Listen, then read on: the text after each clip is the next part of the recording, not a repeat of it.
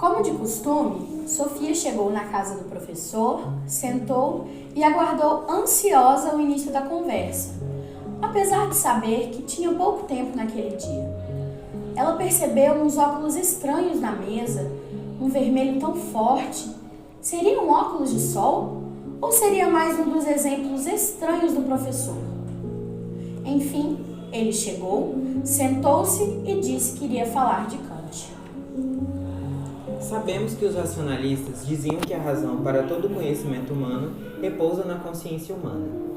E sabemos também que para os empiristas, todo conhecimento sobre o mundo provém da experiência dos sentidos.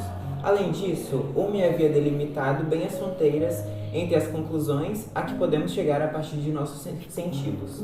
E com quem Kant concordava? Ele dizia que todos tinham um pouco de razão, mas também estavam um pouco errados. A pergunta que tomava seu tempo era: o que podemos saber sobre o mundo? Esse era um projeto filosófico comum a todos os que vieram depois de Descartes. Eles apontavam duas possibilidades: o mundo é exatamente como o percebemos com os sentidos, ou ele é como se revela para nós à luz da nossa razão. E o que dizia Kant? Kant dizia que tanto os sentidos como a razão têm um papel importante no modo como experimentamos o mundo, mas diziam que os racionalistas carregaram nas tintas naquilo que a razão é capaz de fazer. E também achava que os empiristas atribuíram uma importância demasiada à experiência sensorial.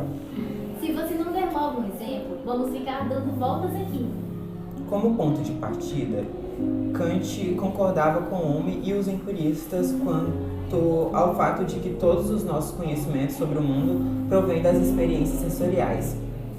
Mas aqui ele estende a mão aos racionalistas. Também a nossa razão contém pressupostos importantes para o mundo como descobrimos o mundo a que nos cerca. Existem certas condicionantes que determinam a nossa visão de mundo. E isso foi um exemplo? Vamos tentar um pequeno exercício. Você pode pegar o óculos aí na mesa? Pronto, obrigado. Agora ponha-os. Sofia pôs os óculos e passou a enxergar tudo vermelho. As cores mais claras ficaram vermelho claras e as escuras, vermelho escuras. O que você está vendo? Exatamente o mesmo que antes, só que em vermelho. Isso porque as lentes dos óculos estabelecem um limite claro sobre como você vai perceber a realidade. Tudo que você está vendo é parte do seu mundo exterior, mas o modo como você o percebe tem a ver com as lentes que está usando. Você não pode dizer que o mundo não é vermelho se é assim que você enxerga. Não, claro que não. Se você caminhasse agora pela floresta ou de volta à curva do capitão, iria enxergar tudo aquilo que sempre viu, mas não importa o que aconteça, verá tudo em vermelho. Até que eu tire os óculos. Isso mesmo, Sofia, exatamente isso. Kant dizia que há certas premissas subjacentes na nossa razão, e tais premissas impregnam todas as nossas experiências. Que premissas são essas? Não importa o que vejamos, sempre perceberemos tudo como fenômenos no tempo e no espaço. Para Kant, tempo e espaço eram duas formas intuitivas do homem. E ele enfatiza que essas duas formas estão presentes na nossa consciência antes de qualquer experiência. Isso significa que temos como saber de alguma coisa antes de termos tido qualquer experiência dela, que depois pode ser percebida como fenômeno no tempo e no espaço. Não temos como nos livrar dos óculos da razão. Ele dizia que perceber as coisas no tempo e no espaço é uma característica inata a nós, humanos? De certo modo, sim. As coisas que vemos dependem, claro, de termos crescido em locais diferentes, como a Índia ou a Groenlândia. Mas, no geral, percebemos o mundo como processo no tempo e no espaço. E isso podemos afirmar de antemão. Mas tempo e espaço não são coisas exteriores a nós? Não. Importa para Kant que tempo e espaço são grandezas que pertencem à constituição humana. Tempo e espaço são, acima de tudo, propriedades da nossa compreensão, não propriedades do mundo. É uma maneira inteiramente nova de abordar essa questão. A consciência humana não é uma espécie de lousa que registra passivamente os impulsos externos que nos transmitem os sentidos.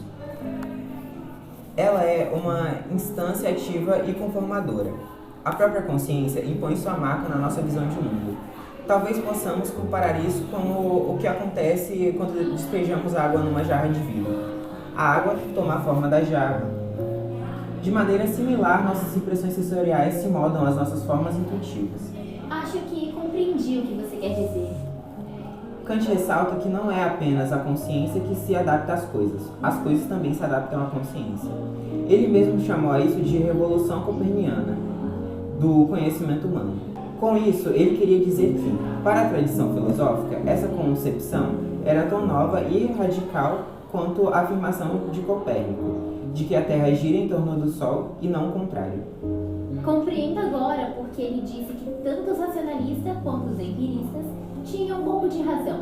Os racionalistas, de certa forma, deixaram de lado a importância da experiência, e os empiristas fecharam os olhos para como nossa própria razão deixa marcas em nossa percepção